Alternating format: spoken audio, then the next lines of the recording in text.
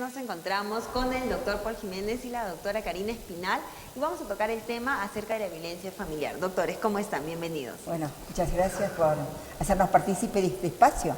Una linda mañana para todos. Y inclusivamente para Bessie, ¿no? Para toda esa vecindad que está muy expedito hasta las 12 que lo tienen entretenido.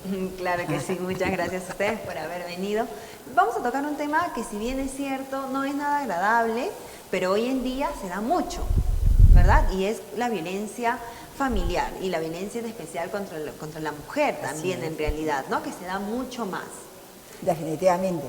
Sí, hablar del tema de la violencia familiar implica que, no obstante que la ley contra la violencia de la mujer y también del entorno familiar, la ley 30364, tiene vigencia desde años atrás. Sin embargo, lamentablemente, 2015, ¿no?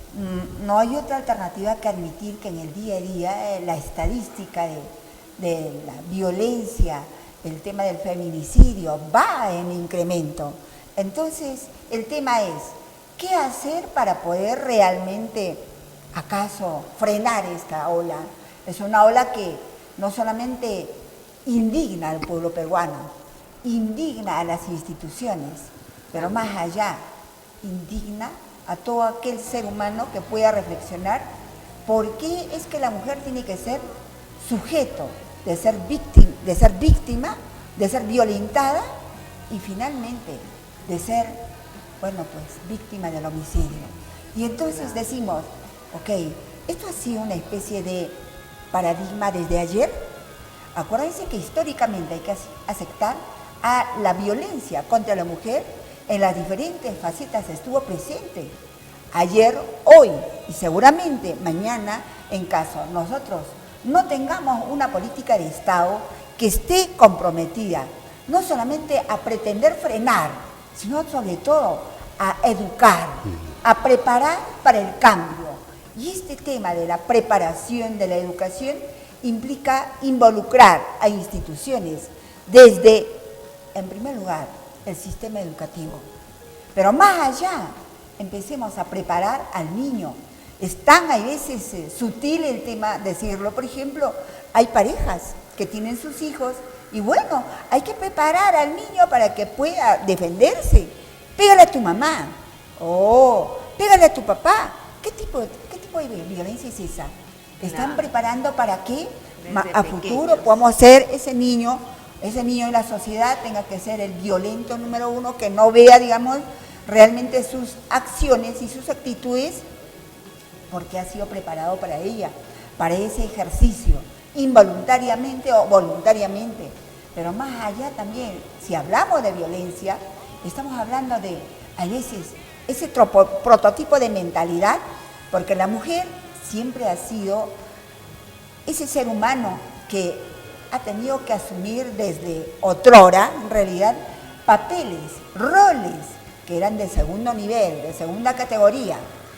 Creo que en forma paulatina la mujer hoy ha ido realmente revirtiendo ese tipo de, digamos, postergaciones a las cuales ella era víctima. Entonces era tan común escuchar, por ejemplo, ayer en términos históricos, ¿no?, que la mujer, la hija, por ejemplo, de un grupo, digamos, de hermanos, la mujercita era la encargada de, digamos, coadyuvar, complementar la tarea doméstica. Todo lo que es doméstico, ¿okay? ¿no? Y todo aquello que, por ejemplo, relacionado con las tareas de la cocina, con las tareas del quehacer doméstico, era ella la llamada, era ella la involucrada. Pero bueno, ese paradigma, ese esquema mental, ese modelo mental tan falaz por un lado, pero por otro lado tan dramático, ha ido revirtiendo, ha ido cambiando. Pero todavía hay hogares, hay personas, hay seres humanos que todavía se aferran a ella. Al solo decir, por ejemplo, que hoy las mujeres tienen que admitirlo, el género masculino, que hoy la mujer brilla con luz propia en todo el accionar de la vida donde se reta. Claro, es, por ejemplo, exitosa sí, como empresaria, es exitosa como profesional, es exitosa en las pasarelas, es exitosa en la política. Es decir, y las últimas estadísticas a nivel mundial demuestran, por ejemplo, que la mujer hoy no solamente constituye la reserva moral, sino es la expectativa misma para la competitividad profesional. ¿Eso qué significa? Estadísticas, por ejemplo, que las mejores universidades del mundo, como Harvard, por ejemplo, está constituido los posgrados por el mayor porcentaje de mujeres. Mujeres que hoy están evidenciando que timonear organizaciones, timonear, digamos, el sistema Eso sí, doctora, político siempre, pero es sin lugar a duda, por exitoso. ejemplo, nos preguntan también qué es lo que tiene que hacer la persona, o no, en este caso, qué tiene que hacer la mujer cuando ya ha sido maltratada, qué es el primer paso que tiene que realizar. Pues mira, esa es una pregunta así muy directa, fíjate. Las personas, al margen de géneros, van a actuar hasta donde tú se los permites. El primer atisbo, el primer indicio de lo que es la violencia, uno tiene que frenar. Frenar a través de la comunicación, frenar a través del diálogo, la reflexión misma, ¿ok? Porque si uno va a ir subsanando, revirtiendo, negociando, ok, fue la primera vez, la segunda, qué sé yo, bueno, la mujer misma está poniendo escenarios, ¿para qué? Para que esa violencia vaya en incremento. Pero si realmente, repito, la mujer conozca sus derechos y además sepa que realmente no está sola, sino hay organizaciones, hay instituciones, hay vecindad, amigos, todos realmente dispuestos a tener que denunciar ese hecho de violencia. La pregunta quería consultar directamente, ¿qué es lo que debe hacer? Va directamente a la comisaría. En la comisaría hace la denuncia respectiva. Ahí, si en caso de que no le puedan escuchar, y de preferencia tiene que ir al juzgado de familia, ¿no? Incluso no puede ser escuchado ahí, va a la Fiscalía de Familia. Así, todo el mundo lo va a escuchar. Hay una especie de, digamos, cadena al cual uno tendría que sujetarse. Pero también adicionalmente, Paul, hay que advertir la emergencia que a de veces mujer en la también. policía está pidiendo acá, ¿cuál es la señal? Dime, muéstrame. No. Y la ley es así, determinante. No es necesario que la mujer que concurre a hacer una denuncia de un hecho de violencia tendrá que llevar algún indicio, algún rostro amoratado, algo que realmente haya sido o evidencia que ha sido. No. Acuérdense, por favor, que la violencia es de carácter psicológica. Y física. Esa cuestión que mina peor al ser humano. Entonces la policía, un momentito, por favor, tiene que tener esa capacidad que no puede soslayar a la norma. La norma es así, específica. Acepta, por favor, aún inclusive, no es necesario que la mujer o la persona que va a denunciar la violencia tenga que hacerlo por escrito. Lo hace en forma verbal. Y las instituciones, tal como la policía, por ejemplo, como las demunas, por ejemplo, todas ellas están en la obligación de recibir, de registrar ese tipo de... ¿Y necesita la persona un abogado? No es necesario, no, para un caso de esto no es necesario. Por favor. Perdón, yo no quiero explicar esa parte. Lo más importante es ir con la situación de... Porque la policía no, como dice la doctora, no ve golpes, no. Realmente acá como se violenta físicamente o psicológicamente. Entonces tiene la obligación la policía de ampararlo, darle todas las garantías del caso y en 24 horas ya están yendo en este caso al Poder Judicial, donde que la jueza, ¿no? La jueza va a amparar el derecho y donde que le va en ese momento en este caso al violentador le va a decir, señores, a 100 a 200 metros usted no tiene por qué acercarse a la casa. A ver, es la jueza, Paul, por ejemplo, la que tiene que implementar las medidas de restricción. Reglas de conducta. Las reglas de conducta.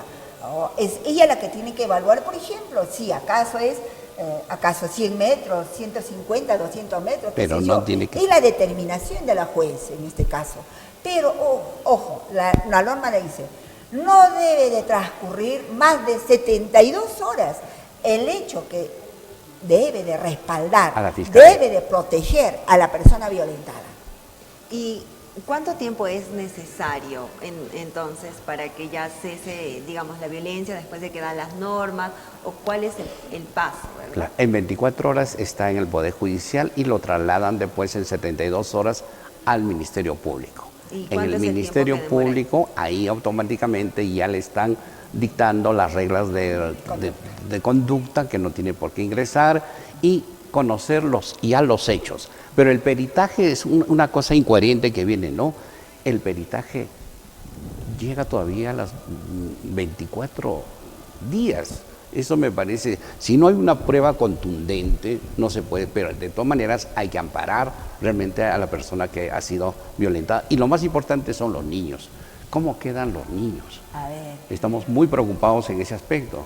el tema es la vulnerabilidad. Cuando hablamos de violencia contra la mujer, también hablamos de la mujer relacionado con los hijos, de la mujer relacionada, por ejemplo, con los padres, porque puedan compartir, digamos, el domicilio con ellos. Claro. Es la violencia que también tiene el aspecto colateral, muchos de ellos, por ejemplo, con los suegros, con todo el entorno familiar con los cuales interactúan. Entonces, el hecho es no solamente proteger a la mujer, sino también, por ejemplo, a todos los relacionados y particularmente a los hijos, los niños que muchas veces, si son menores de edad, son las víctimas que realmente van a tener que sufrir el impacto de esas primeras medidas, que la ley así lo establece. Sin embargo, creo que los llamados inmediatos a tener que afrontar, hacer una especie de, digamos, una reacción familiar, debe de ser el entorno familiar. No dejarlo aislada a la mujer, a la familia que realmente, sorpresivamente, ha quedado fuera del contexto de la unidad familiar, digamos. Entonces, creo que acá cerrar filas implica la interacción de la familia en sí, porque es una hermana mía, es una sobrina mía, qué sé yo, no me puedo hacer a la vista gorda.